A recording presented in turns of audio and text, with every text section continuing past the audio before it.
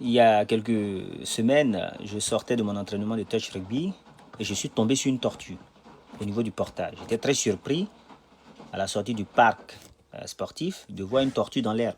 Parce que là où je suis, normalement, il n'y a pas de tortue en fait. Donc je me suis dit, quelqu'un a certainement perdu une tortue, la tortue s'est échappée. Bon. Très curieusement, quelques temps plus tard, j'ai discuté avec une connaissance et la connaissance m'a dit que son business a ralenti, les clients ne viennent plus comme avant. J'ai dit, mais c'est bizarre parce que ça se produit chaque année. Chaque année, c'est la même chose. À un moment donné, le business a ralenti. On avait cherché déjà des causes rationnelles. On s'est dit peut-être que les clients n'ont plus d'argent, on est à la fin du mois. Mais on s'est rendu compte qu'en fait, il se passe toujours des phénomènes bizarres avant.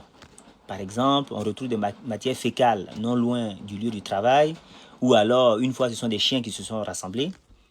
Donc, j'ai dit, mais qu'est-ce qui s'est passé cette fois-ci? Donc la personne m'a expliqué que quelques semaines avant, elle avait trouvé une tortue devant l'entrée de son business. Donc j'ai dit, mais quelle a été ta réaction quand tu as vu la tortue? La personne m'a dit, non, je n'ai pas réagi de façon particulière. Voilà, j'ai laissé passer. Bon. Mais j'ai soupçonné que la personne avait certainement eu une certaine réaction émotionnelle. Peut-être de crainte inconsciente. Quelque chose comme ça.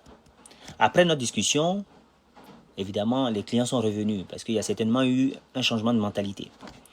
Mais j'ai dit, tu sais, pendant la conversation, j'ai dit, tu sais, si quelqu'un d'ici avait vu cette tortue, elle aurait peut-être mangé la tortue.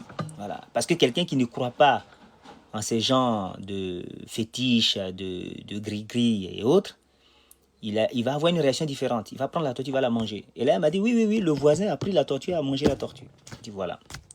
Donc, en fait, j'ai déjà dit que l'émotion, c'est l'énergie de la pensée. Donc, si vous croisez, par exemple, imaginons, vous croisez un canari de sorcellerie à un carrefour ou même devant chez vous, vous devez faire très attention à votre réaction. Si vous prenez peur, c'est la peur qui va alimenter vos difficultés.